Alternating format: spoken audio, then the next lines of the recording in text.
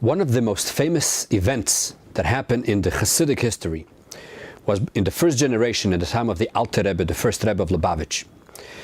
In the last year of his life, the Alter Rebbe ran away from the city that he lived in at that time because Napoleon was having a war with Russia. So the Alter Rebbe was running away. That Rosh Hashanah, something very interesting happened. Before Rosh Hashanah, there was a big machlokes, there was a big argument, a dispute between big tzaddikim, between the Alter Rebbe and Reb Shloime Karliner. And according to some, it was the Koznitzer Magid, because it seems like that the dates just don't match, that it was Reb Shloime Karliner. But whatever the story is, it was a machlokes, there was a dispute. Who should win the war? Should the Russians win the war, or should Napoleon win the war? And the machlokes was, the dispute was, that if the Russians win the war, it will be bad for the Yidden, for the Jews, materially, but it will be good spiritually. If Napoleon wins, it's going to be the exact opposite. It's going to be good for the Yidden, begashmis, it's going to be good for the Jews, materially, but it's going to be bad, beruchnis, spiritually. And this was the dispute. The Alter Rebbe was of the opinion that Napoleon should lose and the Tsar of Russia should win, because we have to make sure to preserve the ruchnis. The other one claimed the other way, that Napoleon should win. How are they going to win this tzaddikim? And the story goes that the Alter Rebbe on Rosh Hashanah, right away early in the morning, he gathered a few of his Talmidim. They went to the mikveh, came back home, and they started the process of Tekias Shofar even before davening, early in the morning. The Alter Rebbe took the shofar, he said the psukim of Lam Natseach, made the bracha, and he blew the shofar, and after he blew, he knew that the Tsar is going to win, because through Tekias Shofar, this is where we accomplish what's going to happen this year. The other tzaddik, he also started davening early that day, because he also wanted to be the first one to blow the shofar. But it took him a little while until he got to the place where you blow the shofar. And when he took the shofar in his hand, he says, der Litvakochen zugehabt. In other words, the Alter Rebbe already grabbed in, he won, he did it. So we see from here the power of shofar. It's not like people think that what is Tekias Shofar? We take our ram's horn and we just stand there and we blow a Tekia and a Tfarim and a Trua. No, that is the ultimate, that's the bottom physical part of it. But behind Tekias Shofar there is a massive amount of information of what happens. The whole Seder Ishtalshalus, the whole from the beginning of God's place, his highest sphere, until this world changes on Rosh Hashanah through the blowing of the shofar. And I'm sure many of you have learned many Maimorim and things that are connected to the concept of shofar. But there's one little detail regarding Tekias Shofar, which, as we're soon going to see, it's most probably one of the biggest pinnacles, concepts of Tekias Shofar, and it seems like that it's just being overlooked. People just don't realize it. So therefore our shir today is going to be about this concept. When do we actually start blowing shofar? Do we start on Rosh Chodesh? Of course we start on Rosh Chodesh. The question is, Rosh Chodesh is always 2 days, Rosh Chodesh of Elul. The 30th day of Av is the first day of Rosh Chodesh, and the first day of Elul is the second day of Rosh Chodesh. When do we actually start blowing the shofar, and why? And all of a sudden we're going to see that this little detail is one of the most important concepts in Tekias Shofar. So let's go directly into the Sikha. This is a Sikha in Likutei Sichos Chelik Lamed Daled in volume number 34 on pages 94 through 97. And also there's a Farbrengen from the year Tavshim Mem Beis, the Farbrengen after Purim, from where what we're going to do today is taken from. So let's go directly into the sources. Source number 1 is taken from the Sefer HaYom Yom, as we discussed many times. This is the first Sefer that the Rebbe gave out in 1943 in Tafshin Gimel. And that is a compilation of many, many sayings from the Frierdiker Rebbe and the Rabbein before for every single day of the year. When we come to the day of Lamed Menachem of the 30th day of Av, we see a very interesting statement. Go to source number 1, and we say as follows. In a Yom of Lamed Menachemov, Ha-minhag bebeis Rabbeinu. What is the minhag in the house of the Rebbe? Shebemeshech hayom, throughout the day, this day of the 30th of Av, the first day of Rosh Chodesh Elul, toikim leislamid. We blow the shofar to practice. We practice the blowing of the shofar on that day. And then, umaschilim liskoya achar atfila. When do we start actually the blowing of the shofar? Miyom beis Rosh Hashanah. From Yom Beis the Rosh Chodesh. From the second of Rosh Chodesh, we blow the shofar right after davening. Some communities have it that after LeDavid HaShemoiri, before LeDavid HaShemoiri, they blow the shofar. Minik Chabad is that we wait till after the whole davening, after Tehillim, after Mishnayos, after Kaddish, we blow the shofar, we blow 10 koilos. Tekias Shofar through Tekia, Tekias Shofar Tekia, Tekia through Tekia. This is how we blow it every day. That is from the second day of Rosh Chodesh, from Aleph Elul.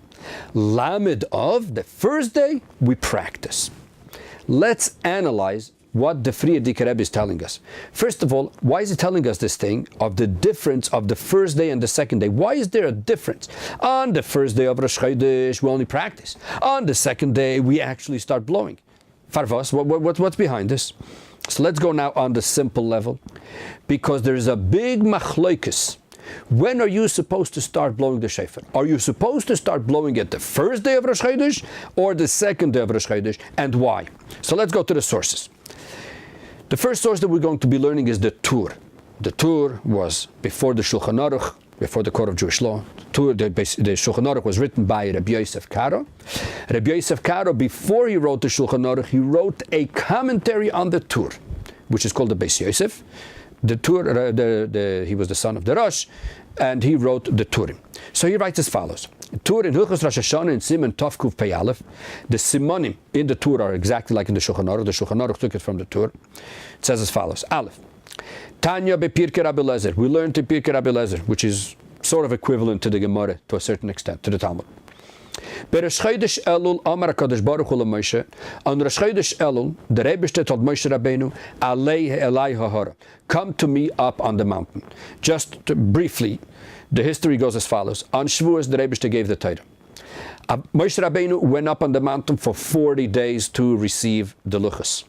40 days later was Shiva Aseret Tammuz, on the 17th day of Tammuz. Moshe Rabbeinu came down, and he saw the Egel, he saw the golden calf, so he broke the luchos, the whole story. So he went back up to Hashem for 40 days to daven for the Yidden, that the Rebbe should not make a plague, should not kill them, etc. And he came down, was the end of the month of Av. Rosh Chodesh Elul, he went up again for 40 days, and he came down on Yom Kipur, when the Rebbe said, according to Rashi at least and others, that the Rebbe said, Salachti ki dvarecha, that the Rebbe atoned the Yidden for their sins, and everything was fine. So, says the Tur, that on Rosh Chodesh Elul, Moshe Rabbeinu went up again on the mountain. The Rebbe told me come up. The third line, She'oz olo lekabel luches achronis. Then he went to receive the second set of luches. What happened on that Rosh Chodesh when Moshe Rabbeinu went up? Ve'heviru shofar b'machne. They blew a shofar in the camp. So all the Yidden heard a blow of the shofar. What was the shofar? To tell everybody Moshe Rabbeinu went up on the mountain. What was the purpose? Moshe ala lahar shelo yitu oy dachar avodah zarah. That Moshe Rabbeinu went up on the mountain, so they shouldn't again make the same mistake as last time to make an avodah zarah, the golden calf, etc. So this was what happened on Rosh Chodesh Elul. Continues the Tur. V'Kadosh Baruch Hu nis'ala ba'is ha'shofar. And the Rebbe became great, elevated himself through that shofar. Shenemar, as it says in the pasuk in Tehillim that we say before we blow the shofar on Rosh Hashanah. Allah leikim bisruah Hashem b'kol shofar. The Rebbe Allah went up, was elevated through the truah and the blowing of the shofar.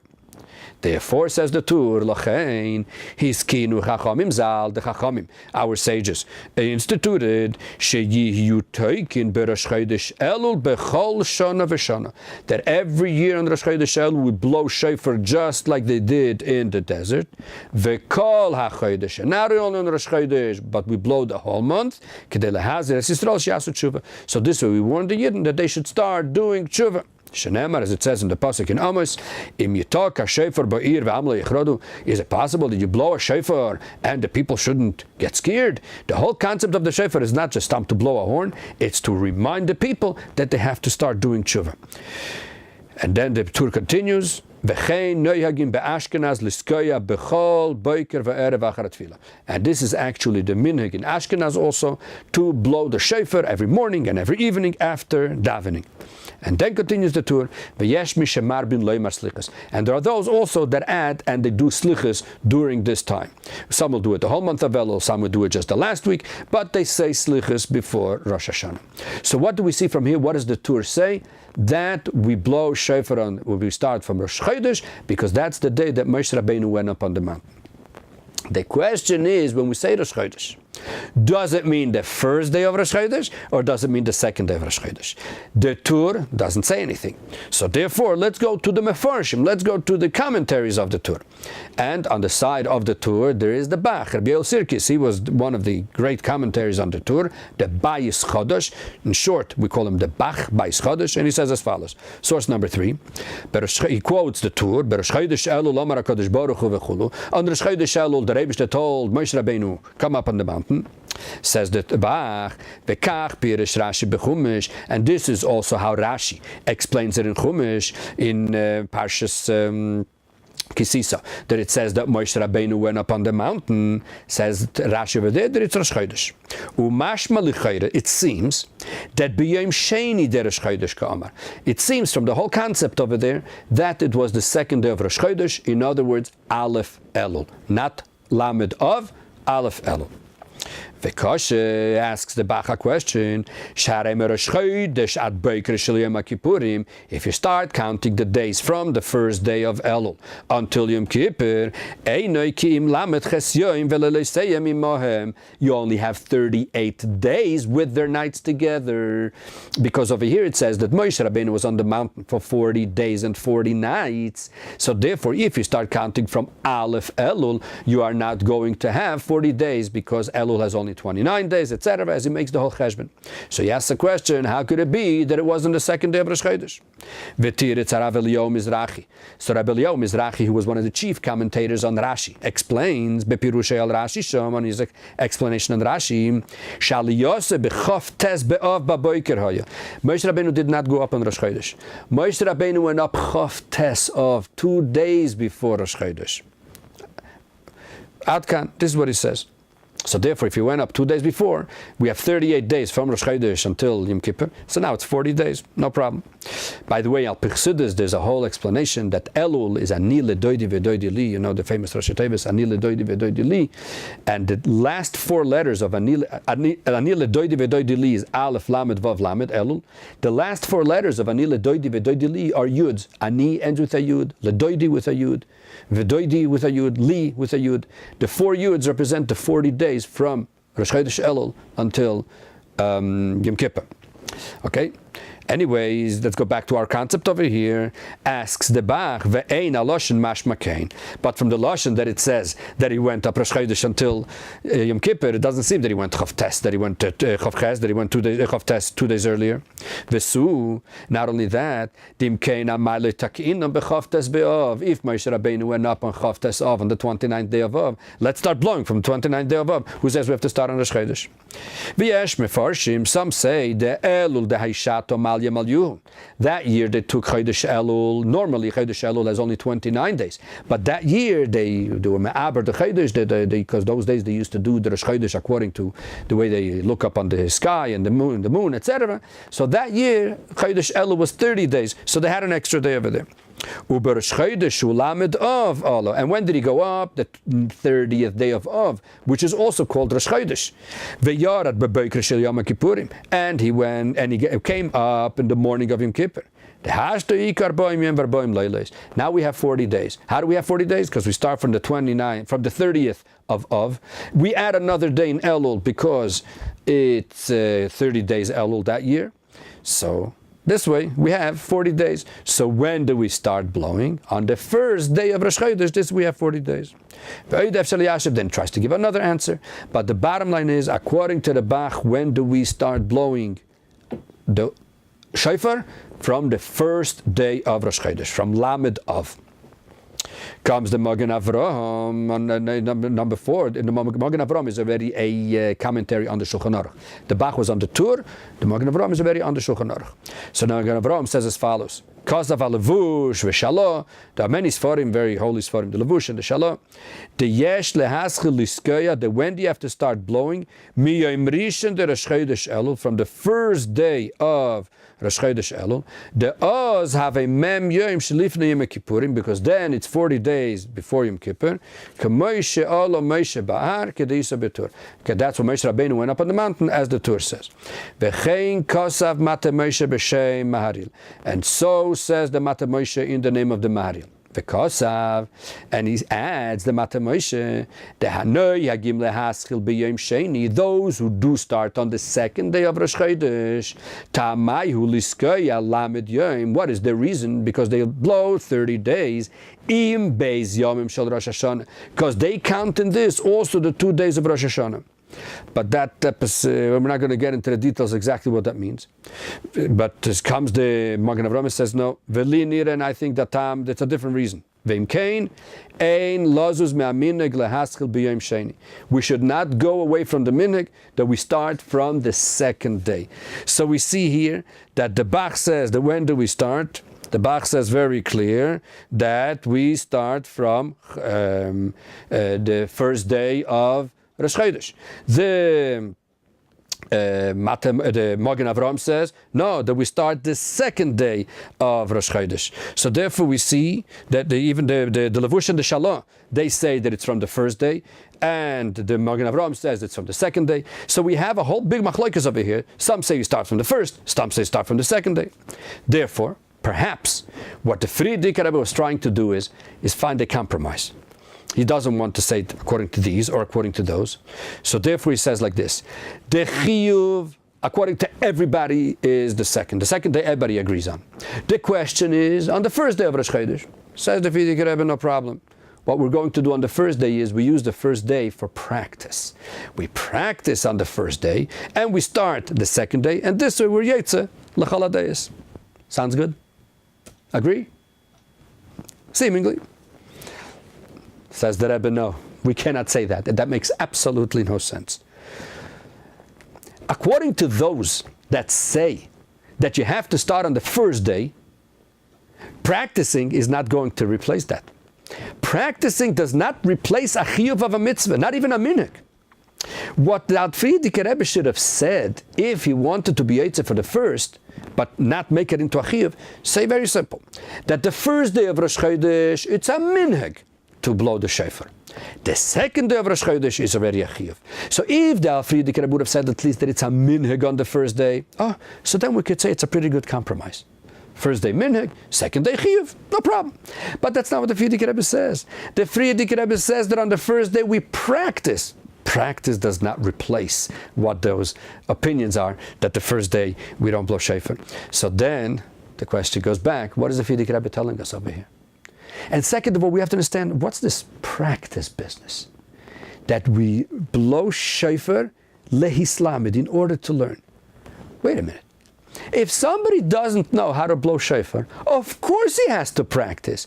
Do we have to tell him, Herzachain, listen, please go and practice? Of course not. Any mitzvah that needs a little bit more than a lulav and that you just pick up and you shake. You don't have to do anything. But let's say tefillin. Tefillin, first you practice, and once you have it correctly, you put it on. Do you know it says that the Alter Rebbe did not know how to blow shofar. In the later years, of course, he blew, as the famous story. But when he was by the Magid, he didn't know how to blow shofar.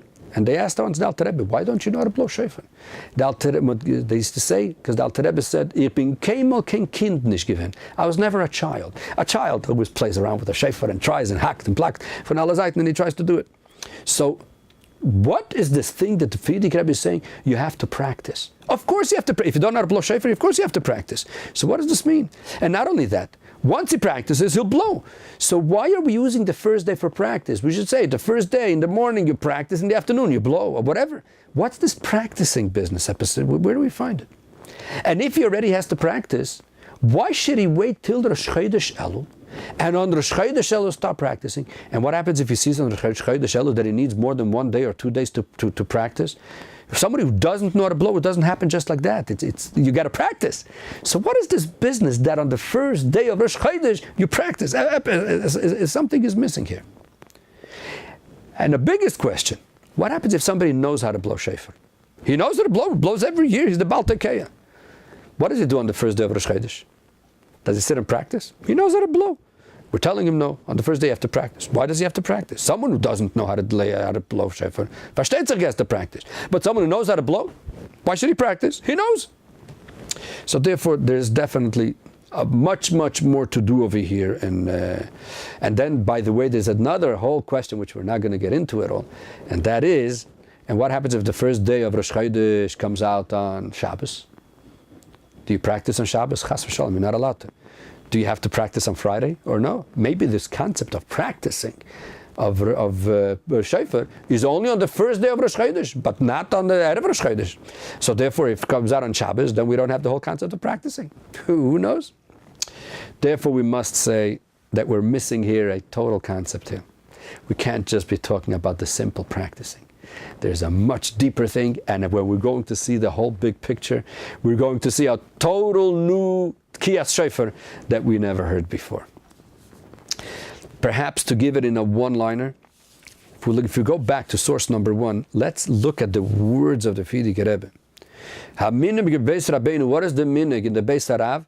Shebemeshech hayom, that during the day, toikim lehislamid. You blow the shofar to practice.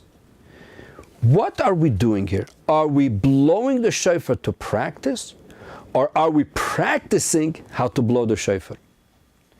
What's the difference? It's very simple.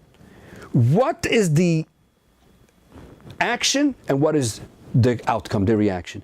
Is the action the practicing so we will know how to blow, or we are blowing so we will be able to practice? And what's the difference? Very simple. What happens if somebody knows how to blow? If we say that we have to practice because we should know how to blow, then he doesn't have to do anything on the first day of Yom Tov, of Rosh Chodesh. But if we say that their thing is that we have to blow in order to practice, then it makes no difference if you know how to blow, you don't know how to blow. We have a chiyuv to blow in order to practice. We have to understand what that means. But there's no question that we have to blow regardless of anything.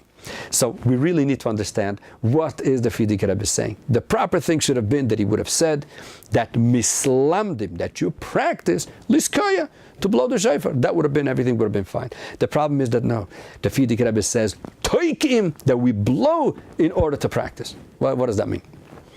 So let's take this question and put it on the side for a moment, because we are going now to see that this practice of blowing the shofar is going to be one of the highest level of shofar. How is that?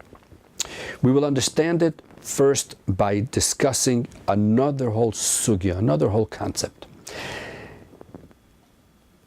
The whole Seder Ishtalshelus, which is the sequence of events of the worlds, Kabbalistically, I'm sure you all remember we discussed the whole concept of Seder Ishtalshelus, the chain from God, all the worlds until this world, which is like a chain. Or, for example, the whole creation from day one of creation until Mashiach comes. Or the whole process of the day of a person.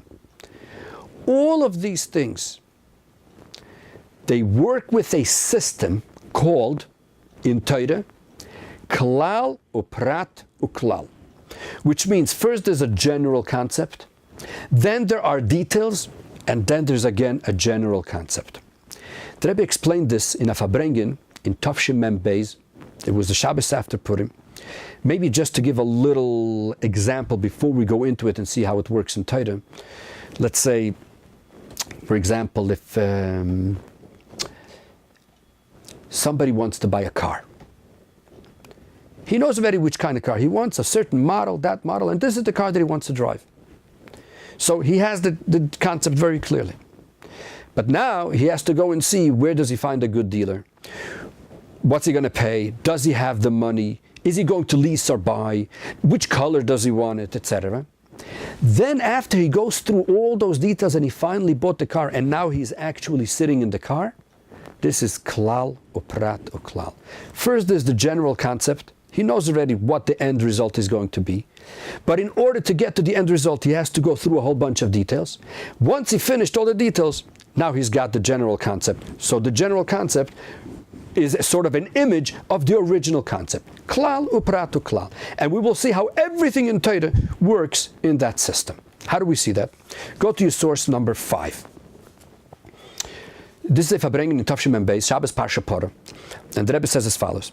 Ha'amur in source number 5, Ha'amur le'il benegei avoda. What we said before regarding avoda, be'oifen de klal upratu klal, that the avoda, the service of a Jew, should be in the sequence of prat, of klal, general, prat, detail, uklal. By the way, this is also in the beginning of davening, right before Hoidu, when we say the shloish esrei midos of Rabbi Shmuel. One of them is klal uprat uklal. Says the Rebbe, this is in the whole Seder Ishtalshlus. As we said before, this is a Kabbalistic term for the whole order of existence, the chain of the worlds. Because just like a chain you have rings. The bottom of the top ring is the top of the bottom ring. And this is how it goes throughout the whole chain. Ishtalshlus, one of the translations of the word Ishtalshlus from the word shalshelis. Shalshelis is a chain. So how does it work in the Seder Ishtalshlus? Says the Rebbe, look in your third line in number 5. First comes the big eagle, the big sphere, the big ring. The Rebbe himself at the highest level. This is just like a klal, a general concept that comes before the details. Only after that we have that klal, that general concept. We have the spiritual world called kav. What the kav does, it breaks up things into many, many different levels. And then we have the hisvaaduyos tikun, and we have the world of tikun. Which this represents the prat, the details, which is after the general concept. But what's the ultimate goal? That a person in the lowest level in Olam has in this world over here, that we take the whole world and bring out the godliness which in the world, that they should become all unified with the Eibishter, which this is something that we discussed countless times already, that what's the whole purpose of being here in Olam Hazeh? The world looks like it's put together of millions and millions of objects, but really this is all one God, Hashem Echad U'Shmo Echad, one God. And therefore, it started off as Atzmus, the Eibishter himself. It broke up into millions of pieces and objects, and the ultimate goal is to show how all these pieces are really that general rule, which is the Eibishter himself. That is how we see it in the Seder Ishtalshlus. Then, Babriya, in the creation of the world, is also we will see klal uprat klal. How do we see it? Says the Rebbe, what was the first thing in creation? God created light, and what does it say? It was evening, it was morning, Yom Echad, one day. It doesn't say Yom Rishon, the first day, and the next day was the second day, the third day. No. The beginning was Yom Echad, one. One, not first, one. And then came all the details. What's the ultimate goal over here? How the world is going to look like when Mashiach comes. Because what's going to happen then, says the Rebbe, the Pasuk, what's going to happen on that day? Hashem Echad U'Shmo Echad. And as Kabbalah explains, what's the concept Hashem Echad U'Shmo Echad? That the name of the Eibishter, and the Eibishter is all one, because the whole world will become oneness, one Achdus Apshuta. That is how we see also Klal Uprat Klal in the creation of the world. So far so good? Clear? Now comes the Rebbe and adds how also the day of a Jew is also set up in the Klal Uprat Klal, general, detail, and general. Go to source number 6. This is in the Likutei Sichos over here in Chelik Lamed in Ha'ara in the note number 14. Says the Rebbe Memeshech Kol Hayom. Throughout the whole day we have Klal Prat Klal. How do we have it? Klal. What's the first general thing? Moide Ani. A person, how does he start in the morning? Moide Ani. I thank you, Eibishter. I trust you. I am moide to you. It's a shehi heidah pshuta. It's a simple admission. A person admits to the Eibishter, I am yours. The neshama that you gave me. That's it. Achar kach, After that comes the Avodah b'meshech hayom, b'tfilo, Torah. Then the person has all kinds of details there, how we connect to the Eibishter, whether it's through davening and through learning Torah, etc. This is an Avodah pratis. This is very details. At the end of the day, what comes out? Haklal, the general thing, which comes after all the details. What is the klal at the end of the day? Kriyas Shma Shalamit. When a person says Kriyas Shma before he goes to sleep, how does he end off? Bechoisma beyotcha af kidruchi. To you, Eibishter, I'm giving you my neshama, everything which is in it, and I trust you. In other words, over here we encapsulate in one sentence, I'm giving you my whole neshama. So we see that the morning starts with Moedani, which is a klal. The whole day we have prat. At the end of the day we have klal, and now we see how everything in the world, in creation, in ishtalshlus, everything works in the system of klal, uprat, uklal. This is how it goes. If that's the case, we have to be able to find also in Tekias Shofar how that works. Tekias Shofar also has to have this system of klal, uprat, uklal. How is it? Let's analyze now the concept of Tekias Shofar. What is this idea that we take a horn and we blow? Why? What is this? Let's go back to the tur again that we said in source number 1. I did it again up here in source number 7, just those few words that we want to be able to see what exactly is the concept of shofar. Says the tur in Rosh Hashanah, the beginning of Kufay Aleph. Remember we read it before, yeah? What did the Chachamim institute? That because what happened then the first year when the Jews were in the desert, therefore every year on Rosh Hashanah we blow the shofar. On Rosh Chodesh Elul we blow the shofar. V'kol HaChodesh in the whole month. Why? Kedei lehazir es Yisrael sheya'asu tshuva. The whole concept of the shofar is one thing only. When you blow the shofar, there is only one message. What is the message?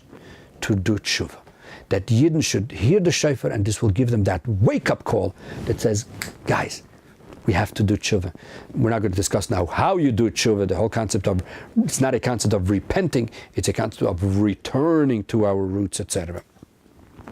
Now when we look at the shofar, the blowing of the shofar, we see that we have all different types. During the month of Elul, we blow every single day 10 blows. At least that's Minhag Chabad. Some others will only do 4, Tekias Shvarim through Tekia.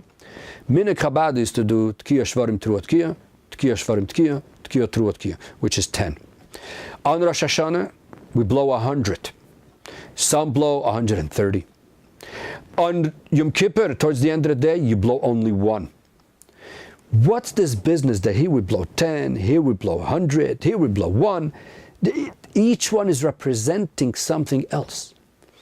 So the concept of Tekias Shvarim through Tekia, that is discussed in many, many different places, and why on Rosh Hashanah we blow 100 with all the gematrias, etc. We're not going to get into that.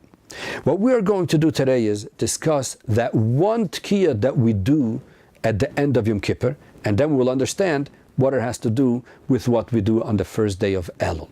So let's analyze what happens on the first day, on Yom Kippur.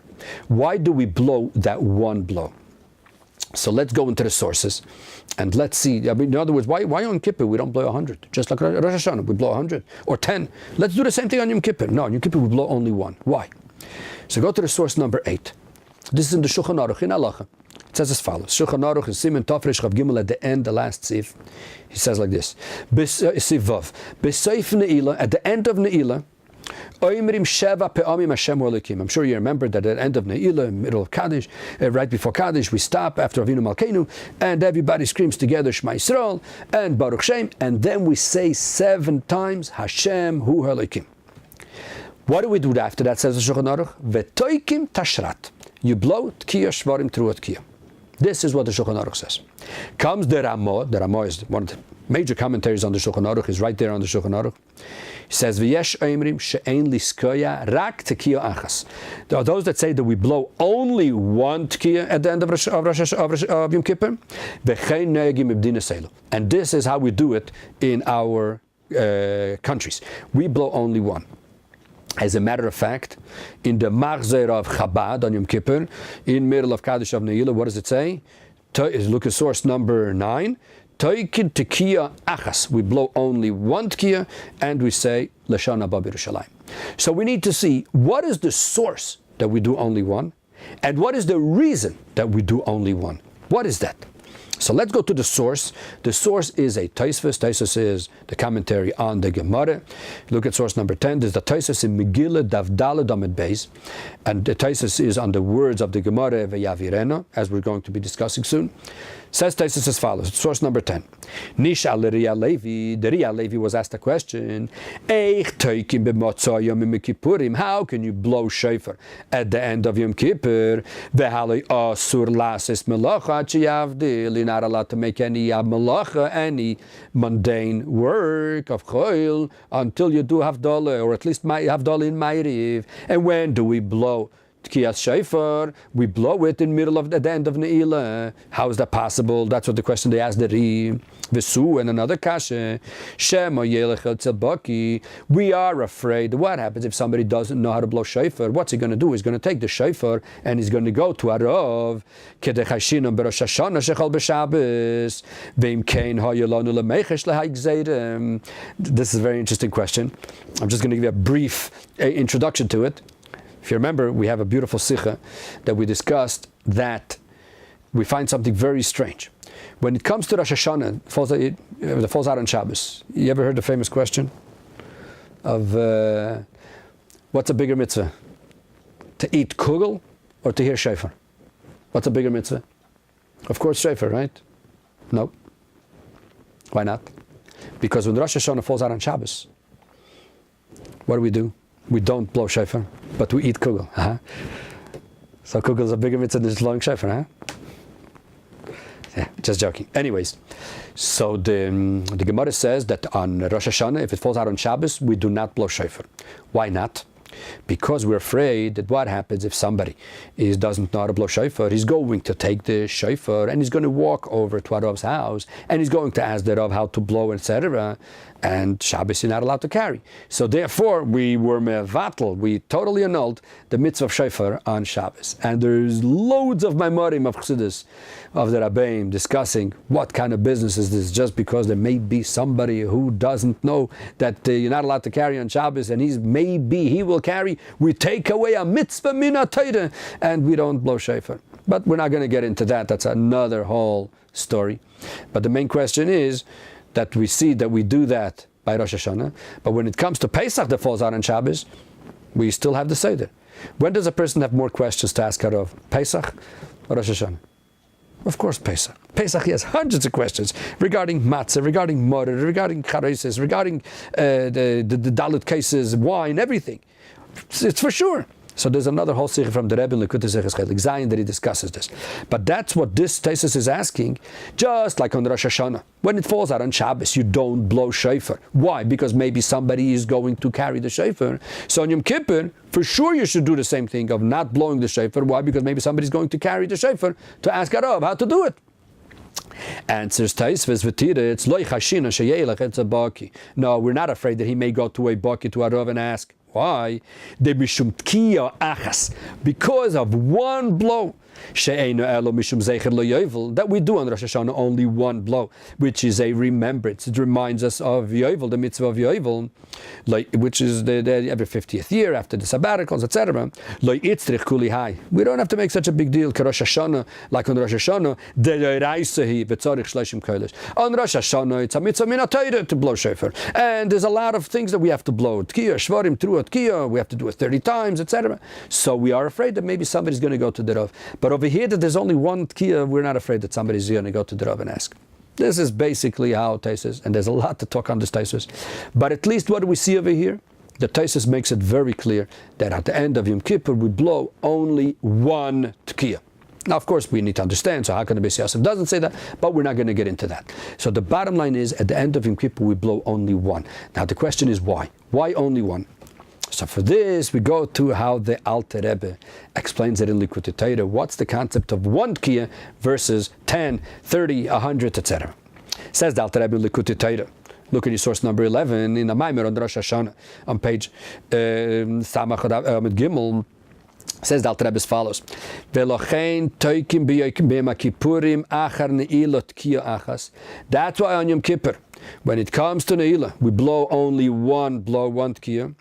Vehu mipchinas shofar gadol. This is an image of the big shofar that Mashiach is going to blow. Why? Tkiyas the Rosh Hashanah, the Tkiyas of Rosh Hashanah, the 100 koiles, zehu pchinas shofar stam. That's regular shofar. Shal ze nemar v'Hashem avaye b'shofar yitaka, that the Rebbe blows a shofar. Aval b'yom kippurim, but on Yom Kippur, that's on Rosh Hashanah. But on Yom Kippur, shemeir b'pchinas yovel almo decheiru. By Yom Kippur, this reminds us of the yovel. What is the concept of yovel? The 50th year after the sabbaticals, after Shemitah, that all the slaves go back home. It's a concept of cheirus, of total liberation. Hainu pchinas is galuzu the shofar gadol. This represents already the big shofar. Vehainu pchinas ne'ilah. That's the concept. What's the union of ne'ilah, of the locking up? She'oz hu aliyah hagdoila. That is the big elevation. V'pchinas is galuzu the shofar gadol. And that's why this is the revelation of the big shofar of Mashiach. And therefore, because the end of Yom Kippur is the revelation of the big shofar, hu gmar chsim is the end of the signing off of what the year is going to look like for everybody. And that's why the people totally lose themselves. They become totally nullified in front of the Eibishter, like it says in the pasuk, and on that day when Mashiach comes, they're going to blow a big shofar, and everyone is going to come to Yerushalayim. Continues the Alter Rebbe, this is only a little shine of the shofar gadol. The iker is galus atzmusay. When is going to be the iker of this galus of the Rebbeinu? When is that going to be? Le'asid loved. Yom Kippur, we have just a little bit of an image. When Mashiach will come, that is when we're going to have the Taka b'shofar gadol mamash. We're going to be with the real shofar. So the Alter Rebbe just started explaining us over here that the one of Yom Kippur represents the shofar gadol. The one of Rosh Hashanah represents the regular shofar. So that's why, because Yom Kippur is on a higher level, that's why we blow only one. But we're still missing, what is that one? What is it? So for this, there's a beautiful Moshol from the Baal Shem Tov. Who told us about this Moshol? The Rebbe Marash, the fourth Rebbe. One of the most beautiful Sfarim of the Rebbe Marash, if we're allowed to say like that, beautiful versus others, but the reason why I say that is because just a few weeks ago they reprinted it. There's a beautiful sefer from the Rebbe Marash called Vekocho Tafresh Lamed Zayin, a maimer that he started with the words Vekocho Toichlu. So this is how you eat the Korban Pesach, from the year Tafresh Lamed Zayin, 1876, 77, and now it was reprinted, and it's very, very sort of easy maimerim, and they're very easy to learn.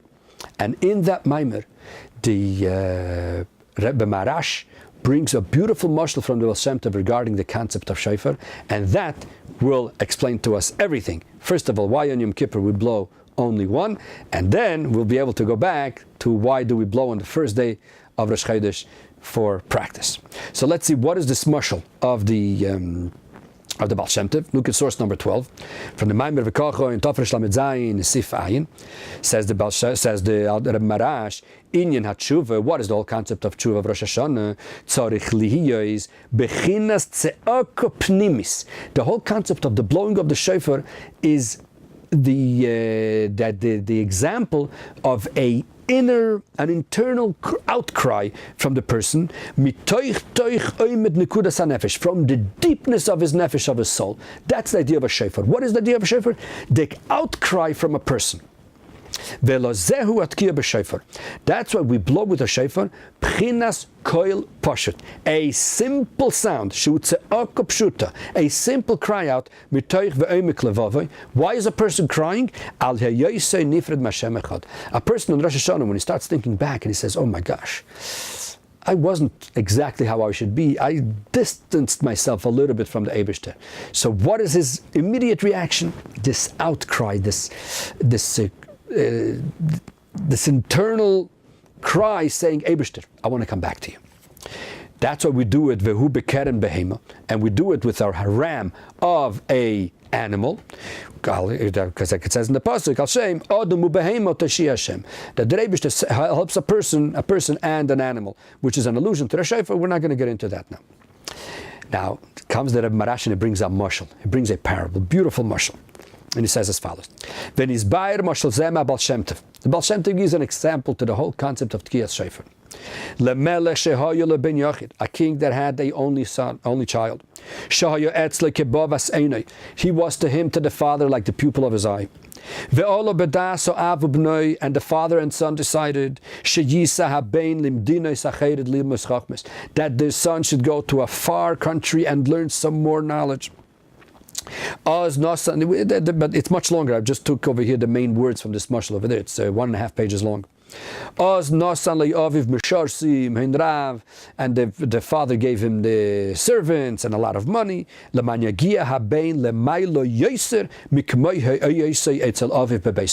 the child should be able to come to a higher level where he was before he left the house.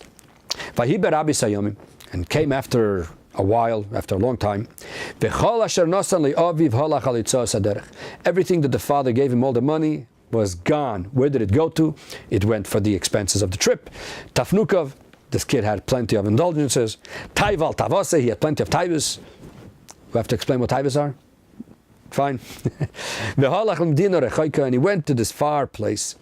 That nobody even ever heard of his father.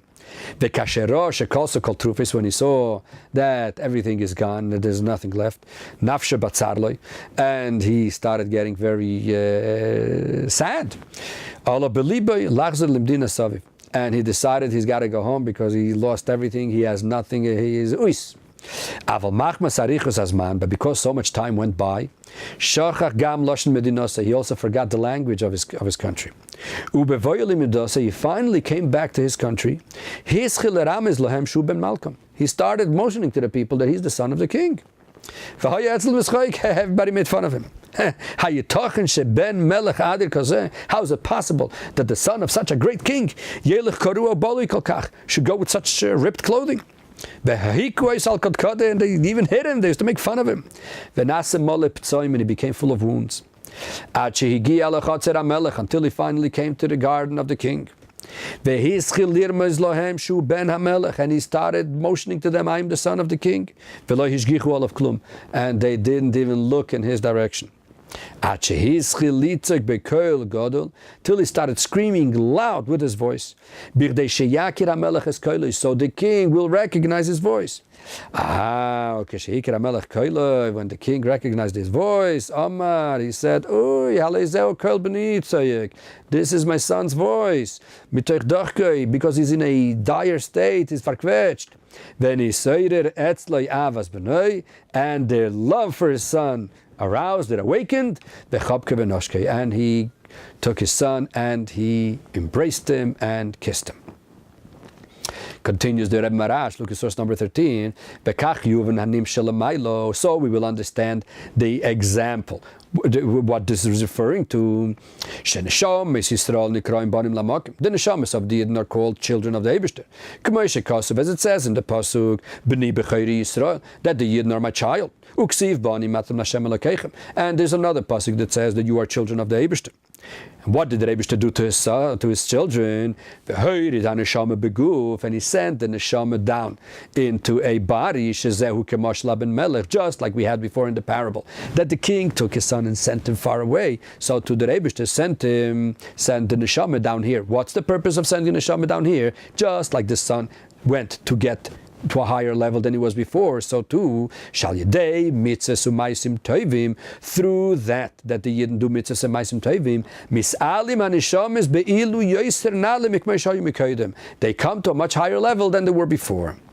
How bad, there is a problem. When a neshama comes down into this goof, into this world, and into the body, al yedei taivis haguf, when a person gets desires, We all know what taivas are. The taivas moment, ushar taivas shodam isavilahem. The taiva for money and the desire for money and all those other things. Nisrachik me'oid lamakim. A person gets very distant from the Eibishter. She'ene deya klal shem aviv. That he doesn't even know anymore even how to reach the Eibishter. He doesn't even know the name of the Eibishter. As the Rebbe Marash in parentheses, just like Pari said, Mi Hashem.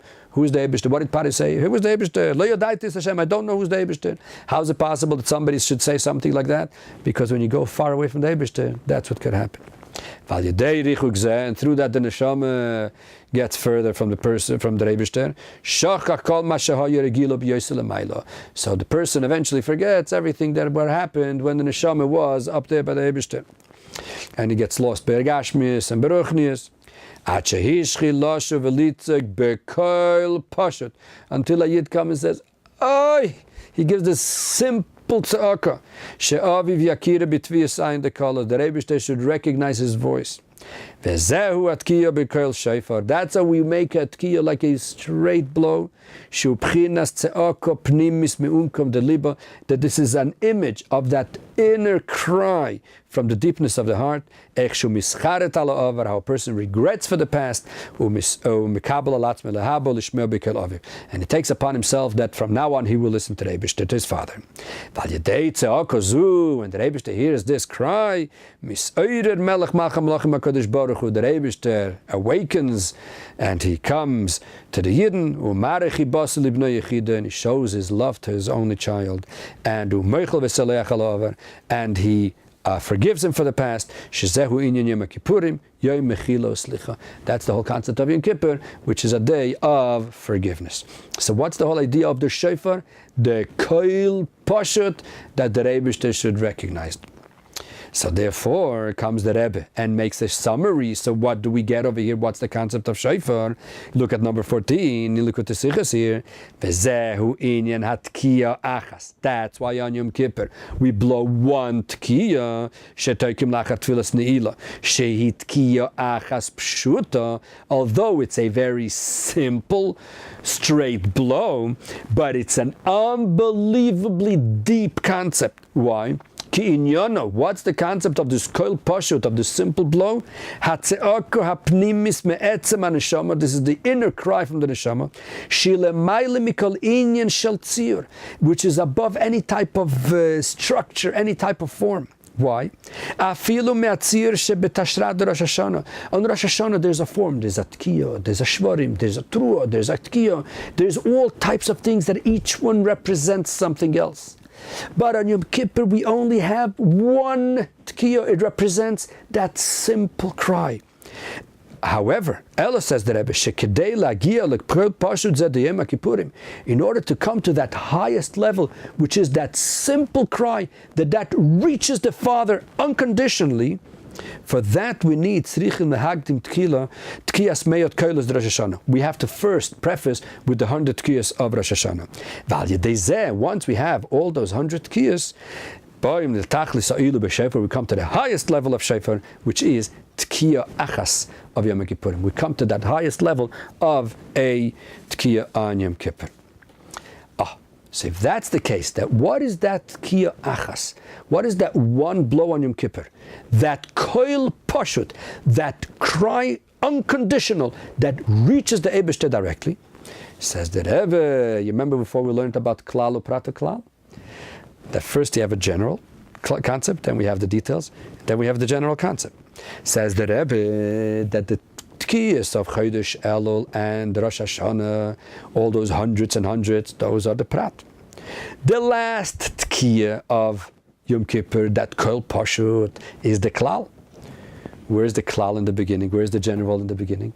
Says the Rebbe, look at number 15 in Sif Dalet in Likutei Sichos. Vehine alpi hayodua beinyan klal upratu klal. According to, we know that every concept in Torah and in the world and inside the Shtalshlus works with the system of klal upratu klal. Tekeshem sheyeshne haklal shebale achre pratim. Just like we know that there is a klal that comes after the pratim, after the details. Kach yeshne haklal shebal lifnei ukeakdama la pratim. So too there is a klal that comes in the beginning. Where is the klal by Tekias Shofar? Kein hu gam be'inyonenu shekeshem shele'achre prote meyo hakolos de Rosh Hashanah. The same thing is by shofar. Just like shofar, after the 100 blows of shofar, what happens?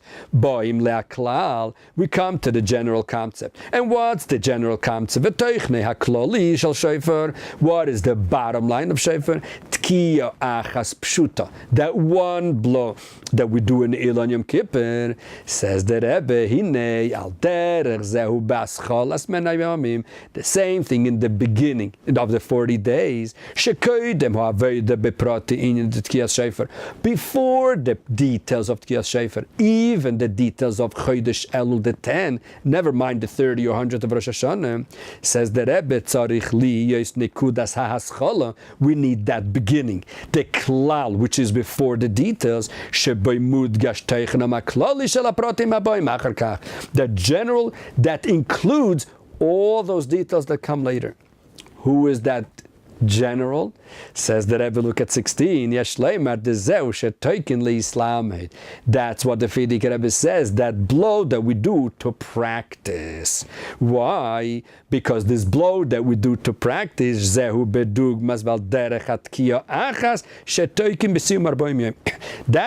blow that we do to practice is bedugma, is an image of the one that we do on Yom Kippur. Why? Says the Rebbe, very simple. When you start blowing in order to practice, what's the first sound that comes out? Does a person start practicing from Tua? Does a person start practicing from Shvarim? No, you can't practice when you don't even know how to blow. The first thing that you do when you practice is, it's a Tekia. You keep on doing a Tekia until you finally get how the Tekia works. Once you have the Tekia, then you can start working on the others. But when you practice, the first one that you do is the Tekia. And that's as the Rebbe says, like we see physically, that when you learn, when you start blowing in order to practice, that first comes out a straight curl pashut. And then you do all the other ones. Why Taka is the first one, a kol pashut?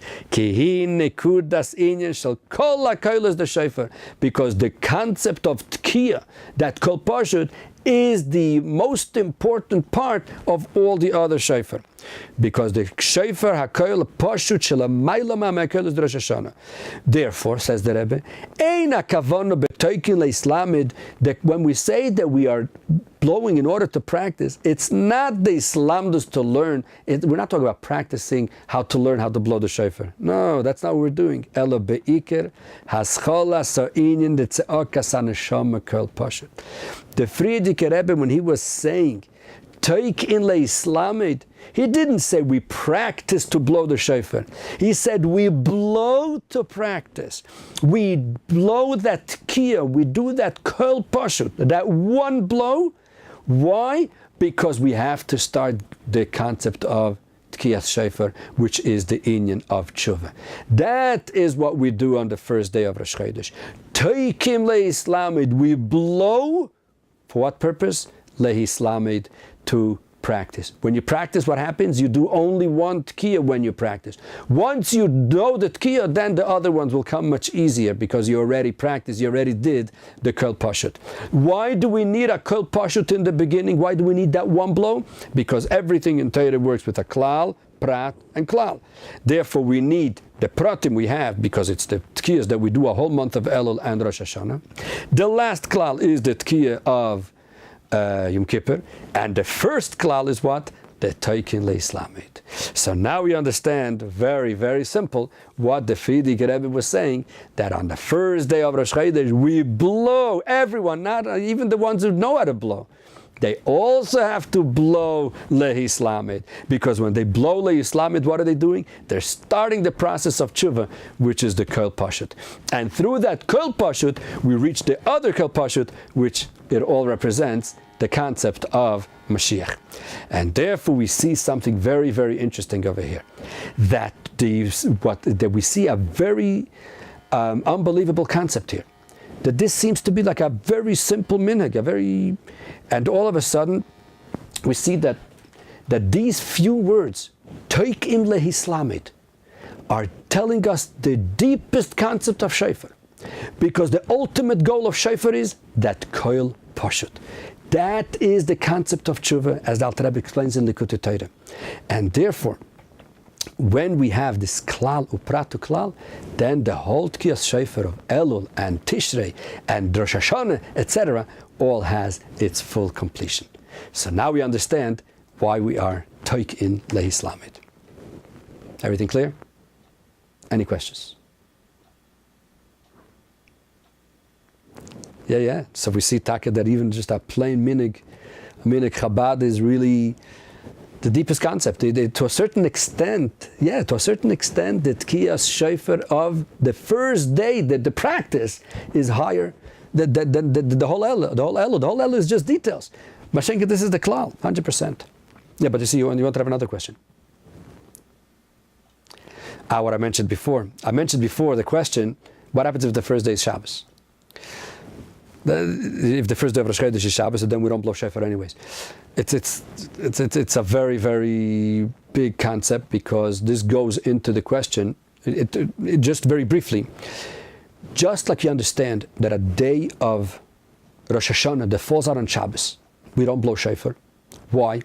So it's explained in the Chassidus, because the revelations that we do through the concept of shofar, which is the concept of tshuva, we can accomplish through Shabbos. The letters Shabbos, Shin, Beis, Tov are the same letters as Toshev, which is the concept of tshuva. So Shabbos does that. So to a certain extent, Shabbos does also the Teikim Leis Lamed, yes. But if you look at the Sikha, the Rebbe explains it very deeply. But the bottom line is that Mirz Hashem, this Erev Rosh Chodesh Elul, the first day of Rosh Chodesh Elul, we're not going to be just taking Leis Lamed, because eventually we will be able to get through our Kol Pashut, we will get to the Shofar Gadol, but Mirz Hashem, we will hear the Shofar Gadol even before Rosh Chodesh Elul, and we're going to be in the Beis Hamikdash Hashlishi, when we're going to hear V'hoya Bayema Hu Yitaka B'Shofar Gadol, that there's going to be the blowing of the big shofar, as we always ask in davening, Tkab B'Shofar Gadol L'Chereseinu, that Rebbe should finally blow that big shofar, and this will be in the Beis Hamikdash Hashlishi, take it from Yad Mamish, and we should all have a Ksiva V'Chasima Teva, L'Shana Teva M'Sukkah. This should be the greatest year that ever happened in history, because this is the year where we are going to be in the Beis Hamikdash Hashlishi, take it from Yad Mamish.